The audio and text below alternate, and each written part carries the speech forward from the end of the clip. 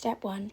Get your digital device, iPad, smartphone, computer or laptop. Go to Safari or Google and type in the web browser the link that's shown below.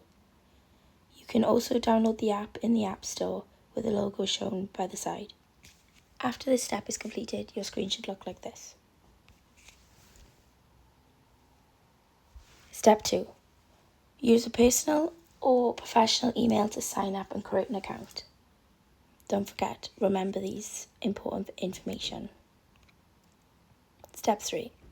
Step 3 will give you the two options. Most commonly picked is professional or teacher. The difference between them all is the amount of access you are given. And then it will ask you to describe your workplace for the environment that's best fit. Therefore, school, university, college or workplace. For this, we are going to pick workplace. Step 4. With this step, it will pop up on your screen and it'll ask you to subscribe to an account for you to have access to further information. However, check with your workplace to see if you have the funding for it first. Otherwise, continue with Kahoot Basic for free. Step 5. Step 5 is where you're going to see the blue button that says Create. You're going to click on the blue Create button to start this process. The process should take no more than 10 minutes. With Kahoot, you can create it on your break, lunchtime, or on the go. You can create a Kahoot anywhere you go.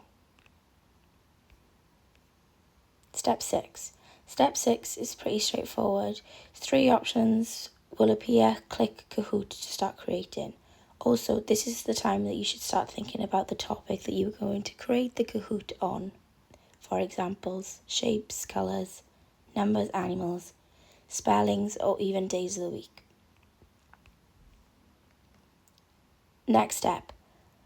Again, 3 options will appear. Click the blank canvas to begin. Other options available such as templates and Kahoot generator, where all you need to add is your topic and it generates a Kahoot that already exists that links to the same topic. This could be something to explore once you have created your own. Step 8. Start to think of questions that you would like to be answered, preferably the class topic or something that the learners have already been learning. Keep in mind your topics could be a good place to start. In the box below, this is where you're going to ask your question. For example, there's questions around that you could use. Step 10. Use the plus sign to add a photograph that corresponds with the question that you're being asked. Try not to give the answer away in the photo. This will help the visual learners to see what is asking them to do. Step 11. Step 11 is 2 parts. Choose on the colours to add the possible answers, 3 of them being wrong and 1 of them being correct. Don't forget to tick the correct answer after the question. 1 should have a green tick next to it before moving on. Step 12. Towards the end, it will ask you for the final touches.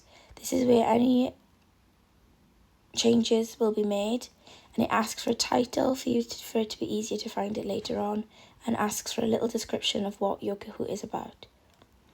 And also you can see on the other side, it asks when adding a new slide the options to change the style of questions of how you want it to be laid out. One of the last steps is that it will tell you that your Kahoot is ready, and then it will give you 4 options of preview, host live, lecture and share.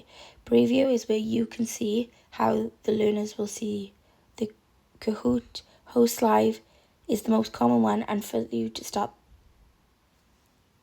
the Kahoot. Lecture is just for you to be able to put it up on the big screen, and then share is when you're able to share it to other practitioners. When clicked host live, your screen should look like this, and this is where the learners then will scan the QR code by using the camera app or going to the website and entering the game pin for you all to be added. And then the final step then is optional. This step is the time to go and explore that all Kahoot has to offer. Explore all the pre-made Kahoots and different templates. Enjoy your Kahoot adventure and start exploring.